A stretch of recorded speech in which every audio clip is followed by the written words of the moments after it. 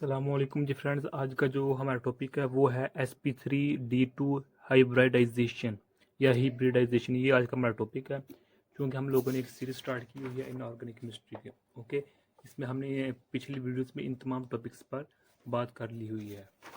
तो ये देखते हैं कोऑर्डिनेट कोवेलेंट बॉन्ड्स, इन तमाम टॉपिक्स पिछली वीडियोज़ में हमने बात की हुई है।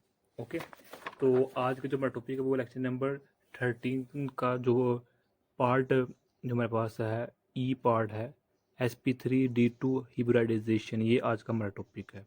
ओके, इस पर हम बात करने की कोशिश करते हैं। तो आज स्टार्ट करते हैं। बिस्मिल्लाहिर्रहमानिर्रहीम, सल्लल्लाहु अला मुहम्मद सल्लल्लाहु अलैहि व आलिहि वसल्लम।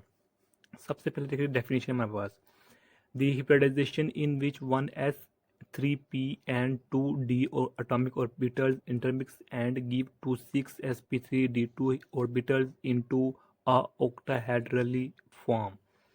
यानी कि एक ऐसा हिब्रिडाइजेशन जिसमें हमारे पास एक 1s होता है, हमारे पास वन एक ऐसा होता है जिनका 1s यानी कि 1 ऑर्बिटल होता है, 1s ऑर्बिटल होता है, 3p ऑर्बिटल्स होते हैं और हमारे पास 2d ऑर्बिटल्स होते हैं।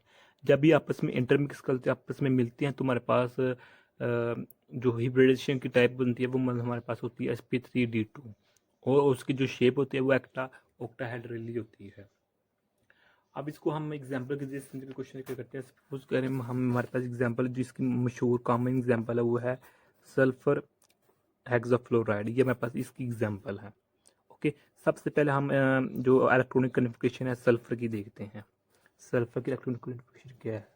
तो इसकी जो इलेक्ट्रॉनिक कन्फिग्रेशन वो हमारे पास ये है 3s2 3p4 और 3d0। ये इसकी हमारे पास इलेक्ट्रॉनिक कन्फिग्रेशन है। अगर आप लोगों को इलेक्ट्रॉनिक कन्फिग्रेशन आती है तो बेस्ट है, अगर नहीं आती तो हमारी इस पर बकाया टॉपिक वीडियो बनी हुई है लेक्चर नंबर 5। इसका जो लिंक होगा इंशाल्लाह रहमान डिस्क्रिप्शन में मिल जाएगा, आप वहाँ से देख सकते हैं।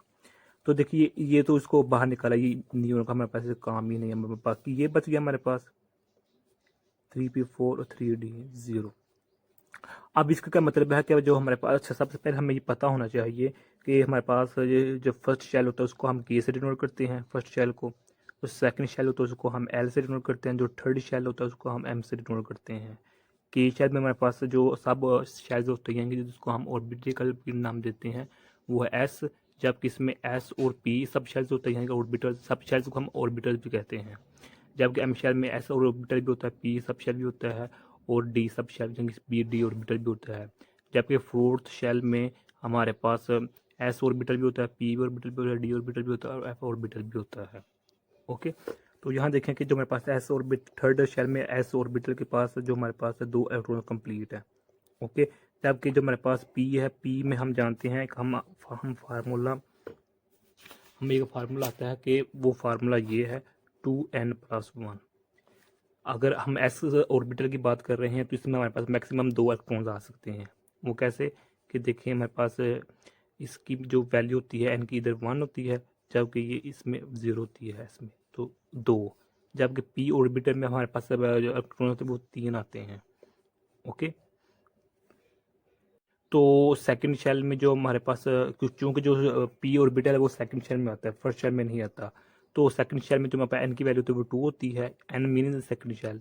और जो हमारे पास ये 1 है वैसे का वैसे, तो ये बन जाएगा ऐसे, यानी कि इसका मतलब 6 इलेक्ट्रॉन होते हैं। इसी तरह अगर हम डी की बात करें तो डी किस शेल में आता है? थर्ड शेल में आता है। तो थर्ड शेल में ये हमारे पास 2 फार्मूले का लगा, थर्ड शेल में ये इधर थर्ड शेल का आ गया 3 और ये वैसे का 1 तो ये देखिए हमारे पास 8 इलेक्ट्रॉन आते हैं डी में।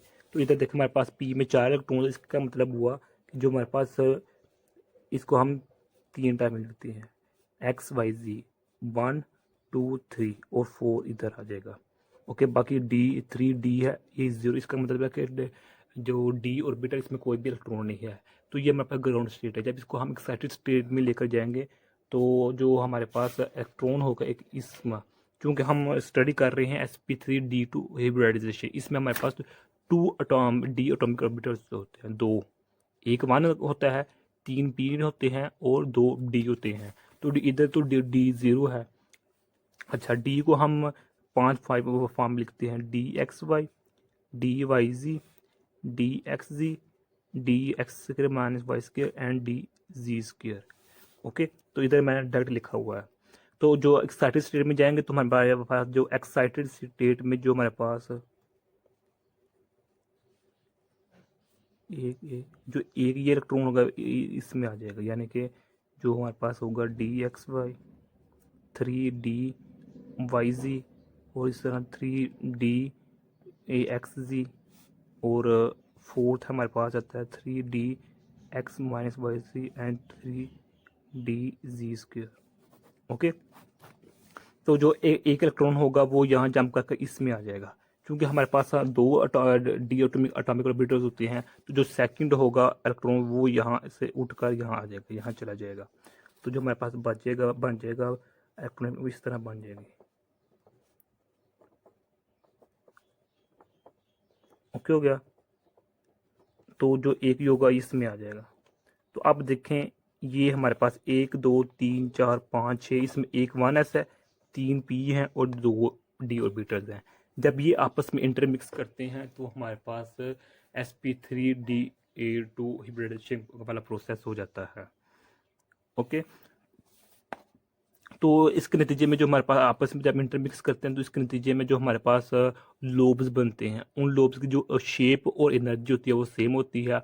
और जो लोब्स आपस में मिलेंगे वो इस तरतीब से मिलेंगे कि जो उनकी जो ज्योमेट्रिक फॉर्म होगी वो हमारे पास ऑक्टाहेड्रल ज्योमेट्री होगी। ये देखें हमने बनाई हुई है, ये देखें। ओके, यानी कि अच्छा, ये तो गई ना सल्फर की इलेक्ट्रॉनिक कन्फिग्रेशन। अब हम करते हैं फ्लोरीन की। ओके, तो फ्लोरीन में देखें, इसमें 9 इलेक्ट्रॉन होते हैं। तो 2 फर्स्ट शेल में गए, तो सेकंड शेल के इसमें गए, तो 2 जो होंगे ये पी वाई 2 पी जी, 2 4 6 8 और 1 9। यानी कि फ्लोरीन को अपना ऑक्टेट मुकम्मल करने के लिए एक इलेक्ट्रॉन की ज़रूरत होती है। तो ये अपना ऑक्टेट मुकम्मल करने के लिए जब सल्फ़र के साथ अटैच होगा तो ये इसके साथ अटैच हो जाएगा सल्फ़र के एक इलेक्ट्रॉन के साथ। ये देखिए, ये हमारे पास सल्फ़र है, इसको हम इधर लिखते हैं। ये हमारे पास सल्फ़र है। सल्फ़र के क्योंकि हमने एग्जाम्पल ले रहे हैं सल्फर हेक्साफ्लोराइड। फ्लोरीन में हमारे पास 6 होंगे, तो 6 जब हमारे पास फ्लोरीन होंगे, 6 हमारे पास फ्लोरीन होंगे, तो हर फ्लोरीन को पूरा मुकम्मल करने के एक एक इलेक्ट्रॉन की जरूरत महसूस होगी। तो जो हमारे पास जो एक एक इलेक्ट्रॉन होगा वो एस ऑर्बिटल में जो यहाँ से होगा वो यहाँ से ले लेगा एक एक इलेक्ट्रॉन। ओके, तो ये देखें कि जो हमारे पास ये होगा इस तरह,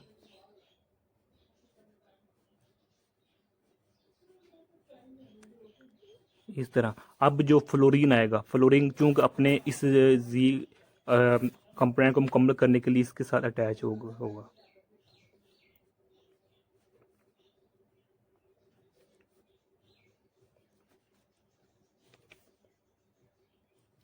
ओके, ये मेरे पास फ्लोरीन है, जी है, पी एक्स का जी पार्ट है। तो इस तरह ये भी फ्लोरीन, ये भी फ्लोरीन है। तो इसमें जो हमारे पास शेप बनेगी वो हमारे पास ऑक्टाहेड्रल ज्योमेट्री बनेगी, और इसके दरमियान जो एंगल बनेगा वो 90 का बनेगा, और इसके दरमियान में एंगल 90 का, और इसके दरमियान में एंगल, हर बॉन्ड के दरमियान जो एंगल होगा वो 90 का होगा। अगर तो इधर हमें नज़र नहीं आ रहा, चूँकि इधर हमारे पास प्लेन है, तो प्लेन में हम ड्रा नहीं कर सकते स्पेस को, इसलिए इधर इसके दरमियान जो एंगल होगा वो हमारे पास 90 का ही होगा। तो यही आज का मैं इतना सा टॉपिक था।